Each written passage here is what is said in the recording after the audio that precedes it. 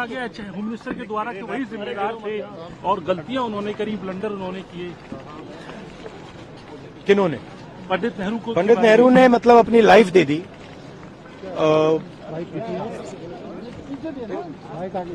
Life दे दी हिंदुस्तान के लिए, सालों जेल में रहे। अमित शाह जी को शायद हिस्ट्री नहीं मालूम, वो तो मैं एक्सपेक्ट ही नहीं कर सकता हूं कि उनको हिस्ट्री मालूम। वो तो हिस्ट्री को रीराइट करते रहते हैं। ये पूरा का पूरा डिस्ट्रैक्ट करने का है। बेसिक इशू जाति जनगणना और जो भागीदारी है इस देश की, जो धन देश का है, वो किसके हाथों में जा रहा है, ये मेन इशू है।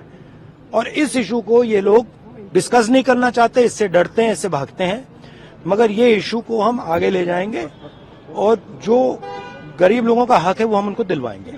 ठीक है, ये सब ये नहीं बिल्कुल नहीं बिल्कुल नहीं निकाला। छत्तीसगढ़ के अंदर ट्राइबल दिया, ओबीसी, आपको लगता है आप लोग मैंने सुनिए देखिए, हमारा भी ओबीसी था, इन्होंने ओबीसी दिया, ठीक है, वो इशू नहीं है। सवाल ये है कि स्ट्रक्चर के अंदर कितनी भागीदारी है।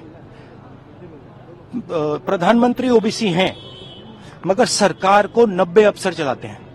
90 अफसर में से 3 ओबीसी हैं और जो ओबीसी हैं उनका कोने में ऑफिस है।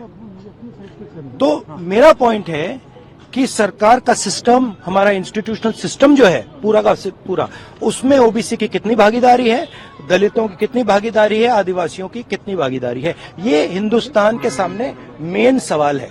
और ये मुझे बोलने दीजिए आपसे सवाल पूछा तो बोलने दीजिए। हाँ, ये मेन इशू है। और 24 घंटा ये डिस्ट्रैक्ट करने के लिए कभी जवाहरलाल नेहरू के बारे में बोलेंगे, कभी किसी और के बारे में बोलेंगे।